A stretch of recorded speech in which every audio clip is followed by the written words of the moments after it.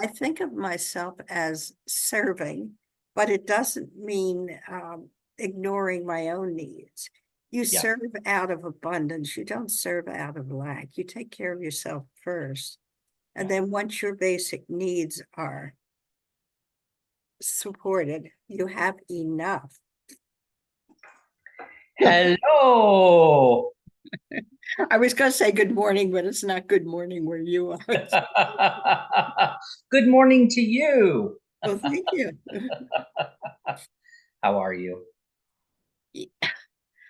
I stopped answering that question. My focus right now is just to stay sane in an insane world.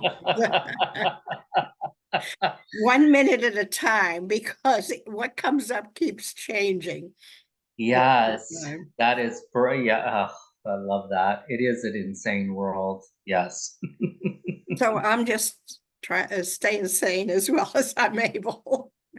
I love it. Well, thank you for agreeing to this. I'm super excited.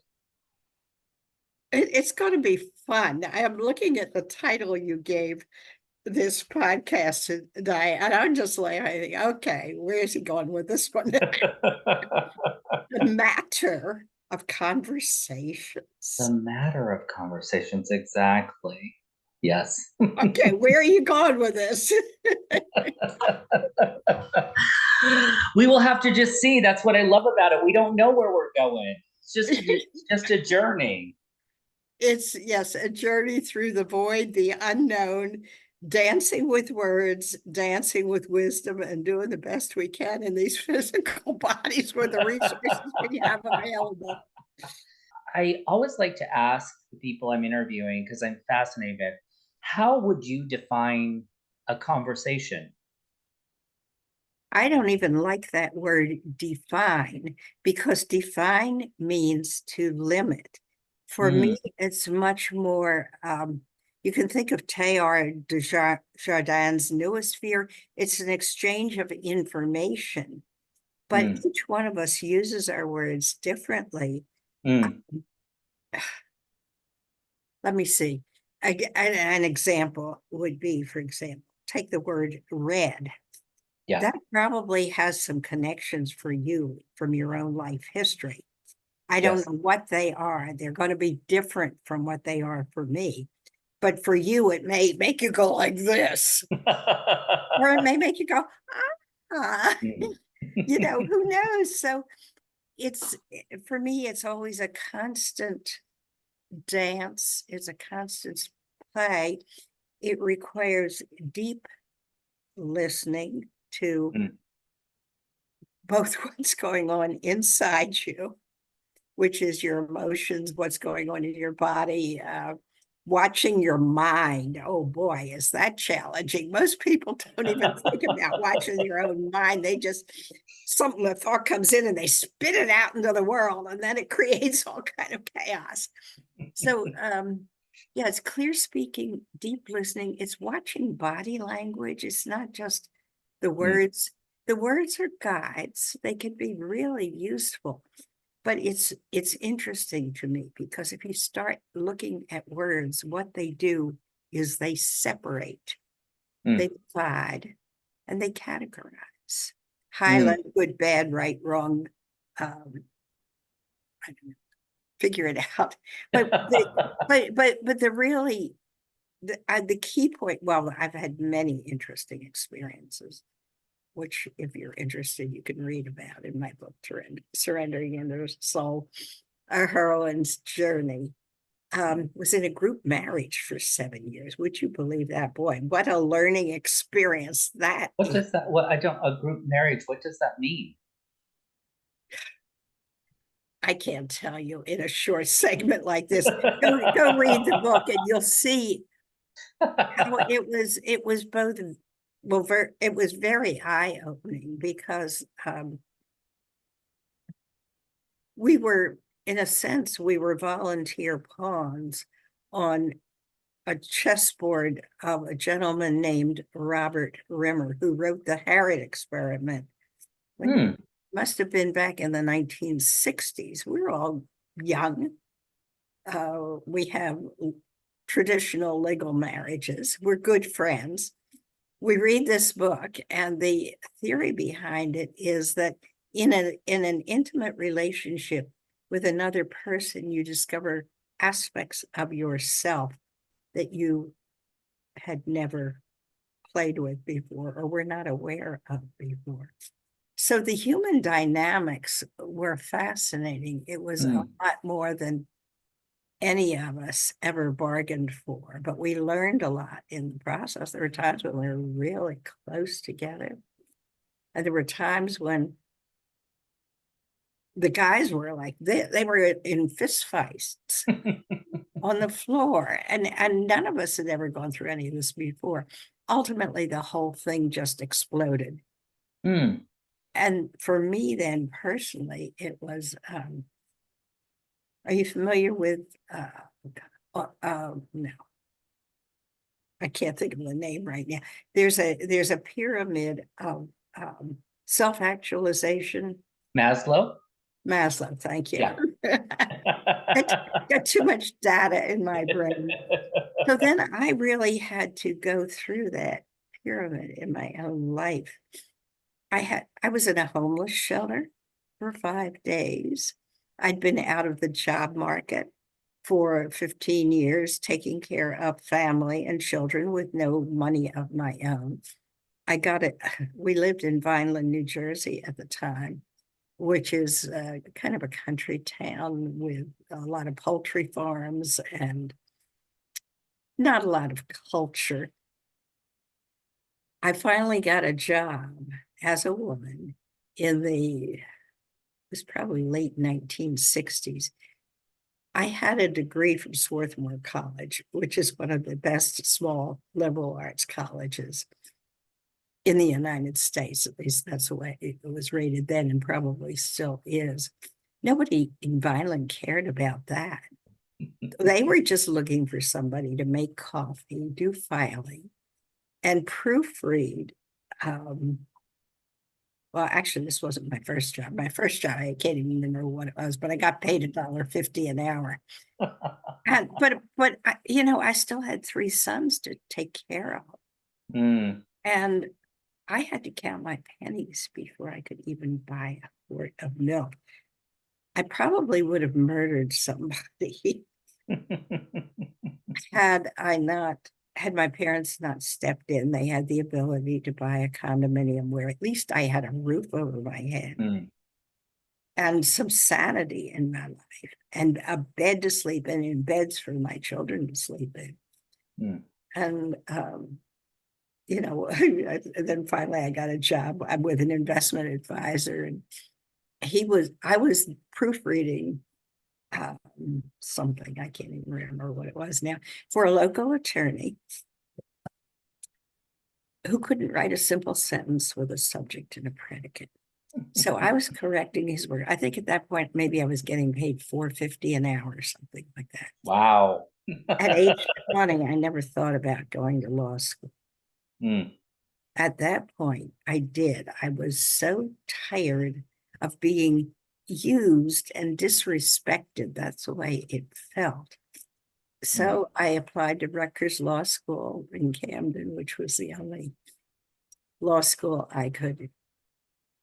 It was even close enough. I had to take a part-time program because I was still working part-time, and I still had 3 kids to take care of. And I had to drive an hour each way 3 times a week to go to my classes. And I knew this was a time when women were just starting to move into the legal profession.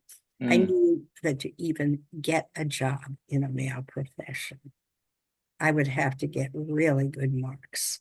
And I did. And I ended up graduating cum laude from 1980, got a job with a major Atlantic City law firm, moved to Atlantic City. And a lot of this I've got in the book if anybody's interested, but there's much more than that. It's kind of my heroine's journey. It feels like a heroine's journey because it was hard. Yeah. So you started a foundation planetary peace, power, and prosperity, which is a semantic solution to all the human created Yeah. suffering on the planet, which comes out of, to use a biblical metaphor, eating of the tree of knowledge. When we ate of the tree of knowledge and got thrown out of the Garden of Eden, it was when we human beings created words. They're really useful, helpful tools, but they are not truth. And what they do is they separate, they divide, and they categorize. So, when we're going through pain because somebody else is called us stupid or something like that. I mean, I'm sure, you hear this kind of rhetoric all the time. Yeah. If you turn on the TV and watch, when you're naive growing up and somebody does that to you, they either throw you on the ground and beat you up, or you get stuck in a war in Gaza, for example. You're not doing anything wrong, and suddenly your life is just thrown into turmoil. But part of it is the language aspect of it. Even as a child, when I was in high school, one of my classmates called me queer. And probably because I was really smarter than she was. And I got better marks, and I was in all kinds of extracurricular activities. And I just overheard it. She wasn't talking to me. She was talking with her own little group of friends. They were the girls that the boys really liked. And they'd paint their nails and put the makeup on and poke the boys and all that kind of stuff. And this gets into so much complexity, Drew, that we don't have time for here Yeah, today. For anybody who's interested in exploring any of these threads, because they're just we're creating them. I'm creating this, but there's a correlation between the words I am speaking and what I personally have experienced. You familiar with the name? I'm losing it again here. Polish semanticist Alfred Korzybski. No, I've never heard of him. Famous for this kind of this was a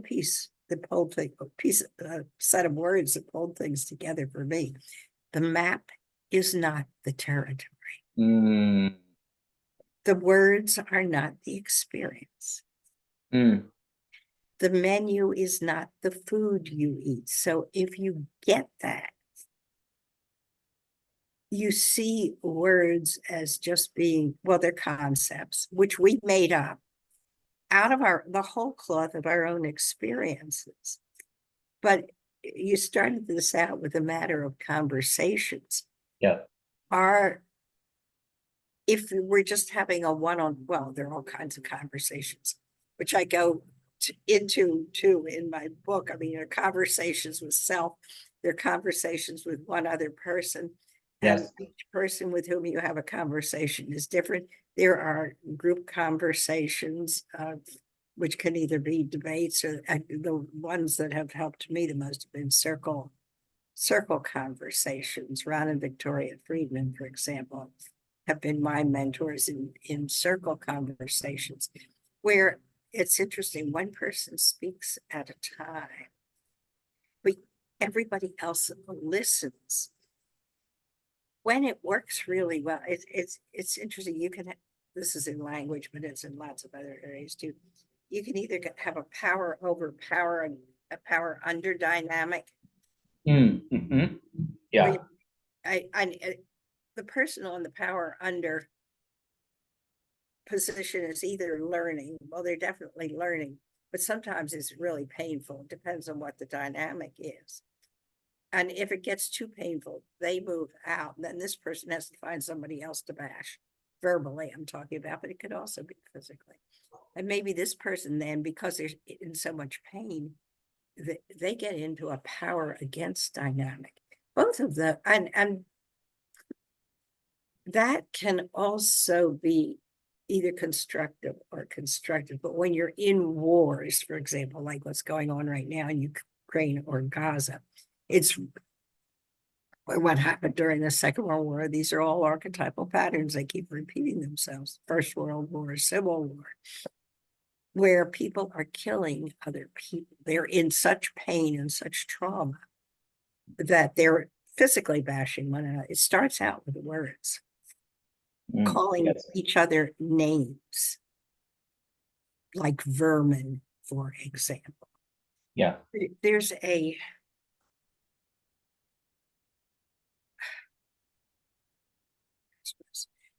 it's possible to have an eye-opening experience. I'm sure you've had plenty of these in your own, where suddenly something that didn't make any sense makes sense. You referred to my penny story at the beginning of this conversation, which actually I told my first Amazon best-selling book, Shift, Change Your Words, Change Your World. Yeah, that was the first eye-opening experience I had. But when you get one of these eye-opening experiences, suddenly your mind changes and the way you understand something changes, and you can reconnect with something I call a living, breathing energy. Now, that's just words that I'm sticking on an experience. I mean, other words that human beings have created are God, Allah, Brahman, the Tao. I can't, there are a whole ton of them. They're words people made up. But if you think of, I'm flying around all over the place here, sorry. If you think of Einstein's equation, E equals mc squared, words are on the right side. And then there's that equal point. And then there's, on the left side, there's energy or spirit. You can use the word spirit if you want to put it in a more religious context. But both of those words are pointing to the same shift. It's a consciousness shift. It's an internal shift. And suddenly you feel supported by something. You don't know what. You don't know where it's coming from, but you can feel the change within yourself. And suddenly you're able to stand in your own strength and power. People can bash you, but they don't bash you down. And if you can stay there, and this gets back to what I said originally about staying sane in an insane world, you find you kind of attract other people in. Other unique human beings. Every single one of us is unique. And then you are dancing a cosmic dance, physically or with words or whatever. You're playing a cosmic game, which can be kind of challenging, but it improves your own skills. And then if you stop it's not the energy or spirit. So how do you get to this space? It's not a goal. I think it's a gift. It's a gift. It's a gift. Other than that, it changes depending on context. A gift of, you can think of it in Christian terms, a gift of God. It's a salvation. You don't get there through your own. Can I express this? I was going to say you don't get there through your own efforts, but in a sense you do, because you're taking each next step in your own life that you know how to take. But suddenly something comes in that is eye-opening.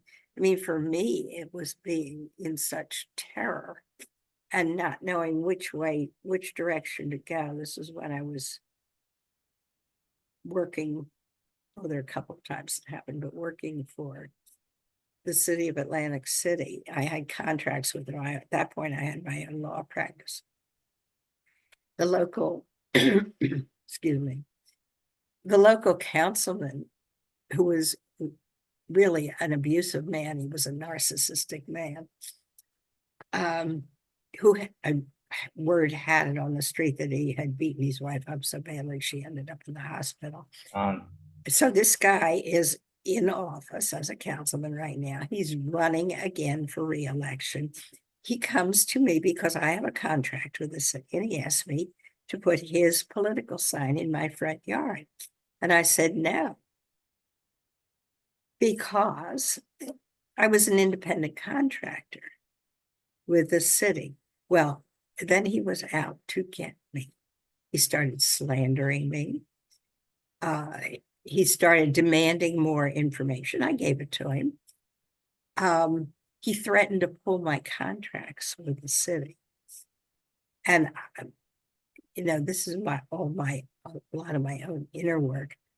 I was going through a lot of terror because I needed that income flow. The what ifs in my mind, the future. What if this happens? What if that happens? What if I can't pay my own mortgage if I lose this contract? It wasn't the only work I had, but it was a substantial part of it. What if I have to lay off my beautiful, supportive paralegals? We had such a harmonious office, and they were just really great paralegals. What if I can't pay them anymore? So I'm going through this sleepless night after sleepless night. How do I move forward here? And one morning,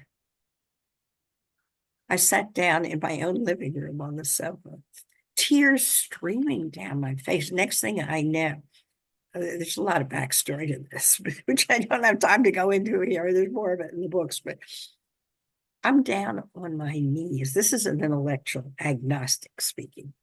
I'm down, at least that's what I thought at the time. I'm down on my knees on my living room floor saying, God, help me.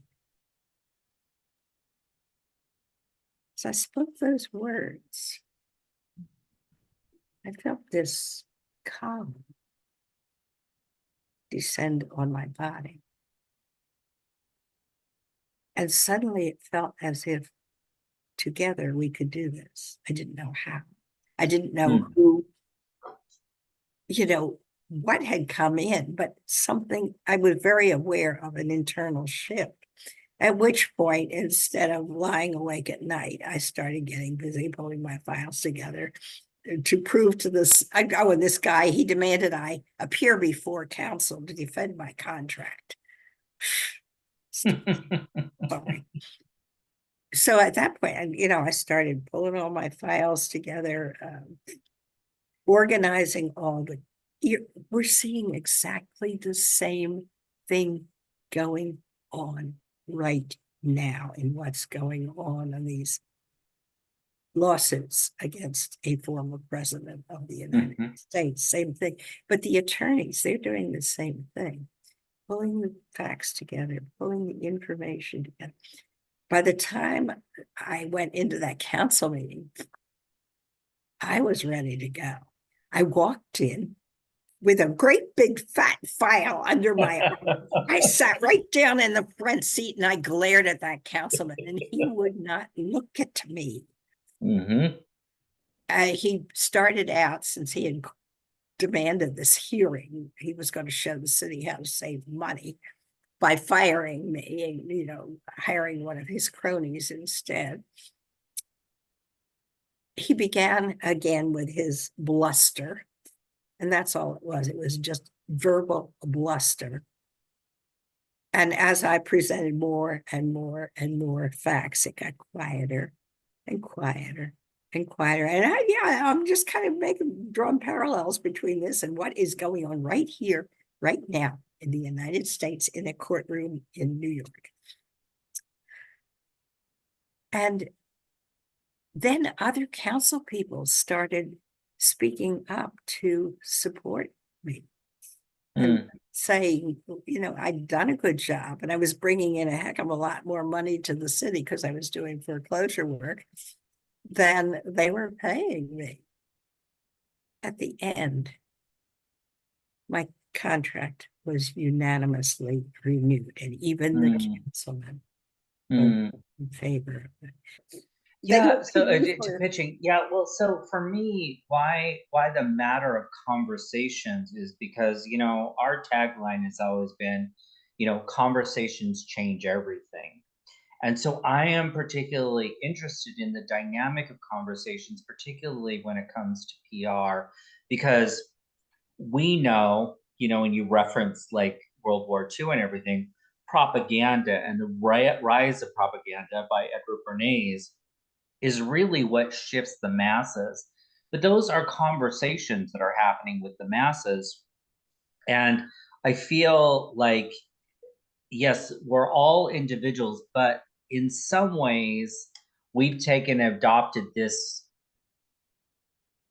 way of marketing that has taken the humanness out and made us commodities, and we relate to Yes. one another as commodities. So I'm fascinated about having it, so the conversations bring humanity, bring humanness back into the conversations, because without that, and that's what you're saying too, we're all human, and that's what makes us human. We have all these different experiences, but the conversations have become fixed objects, It creates a like subject that you object said duality. yes, that you said in the with duality, and that is for me the heart of why the world is, and our best hope for humanity is to impact that. And that's why I love, the work you do with semantics and words, and because that's really where it is the end of all human created suffering. Well, it could be. Yeah, Or else we're going to destroy the species if we start bombing one another. let's hope for the first Well, option. well, all my only choices are to take each next step. Yeah, I think of myself as serving, but it doesn't mean ignoring my own needs. You yeah, serve out of abundance. You don't serve out of lack. You take care of yourself first. And yeah. then once your basic needs are supported, you have enough. If you That's start right looking for there. Enough. You have enough. you And have until you enough. get to There that, yeah, is so much abundance on our planet. That's yeah. the prosperity in planetary. Yes, Just nature gives us everything.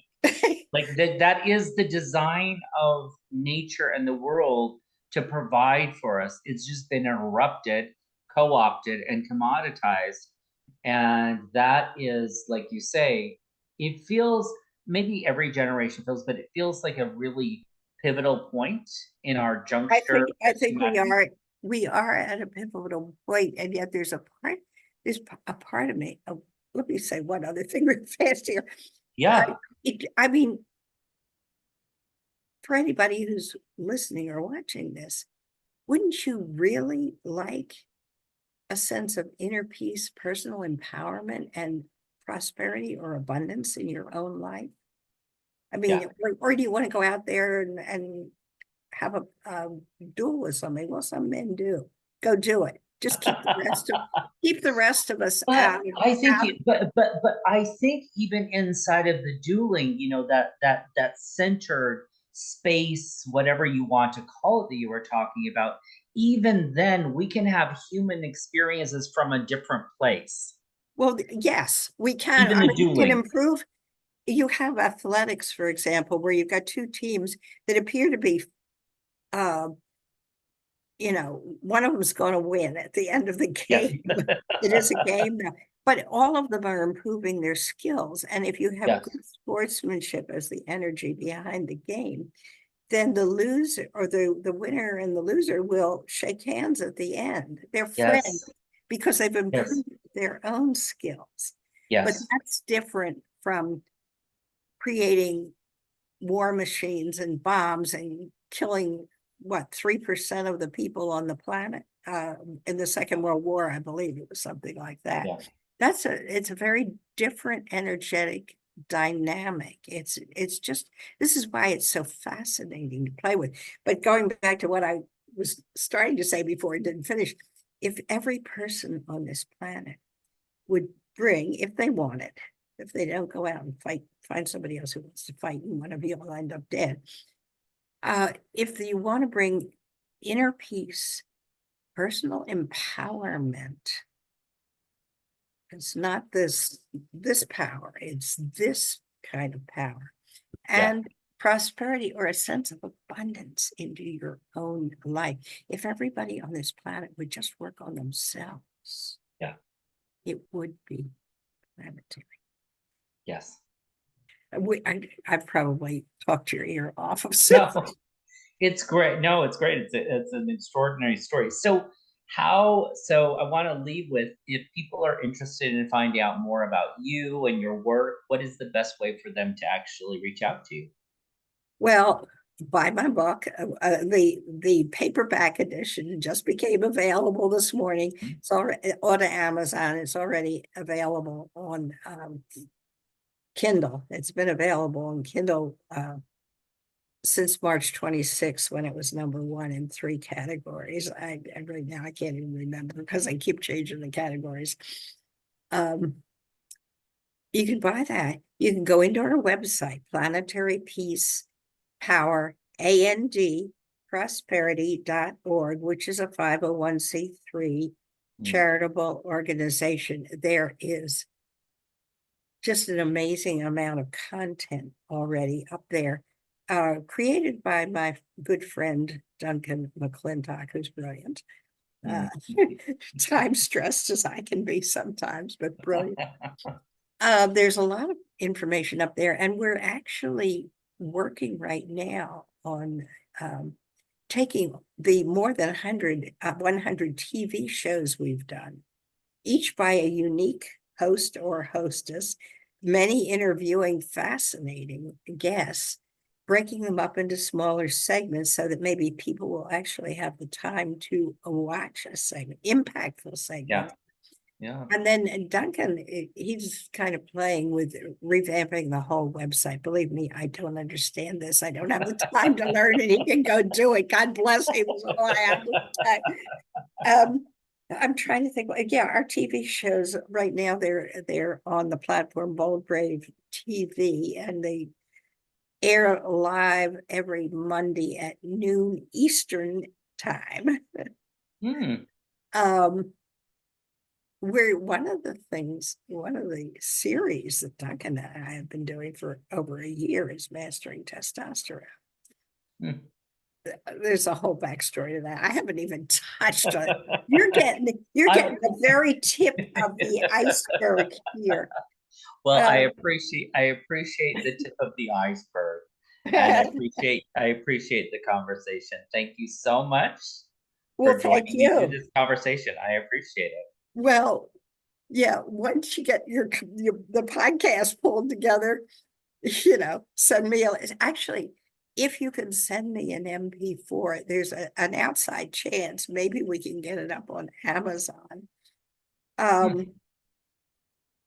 But Amazon I think they've got a catch and kill right now on my book, because it's sitting there doing nothing all of a sudden. And there are reviews that I know have been written that have not been posted, and we've tried to submit a beautiful book trailer that Penguin Book Writers did for us, so that it shows on the website. It's not up there. So I don't know what's going on. I'm trying to find out.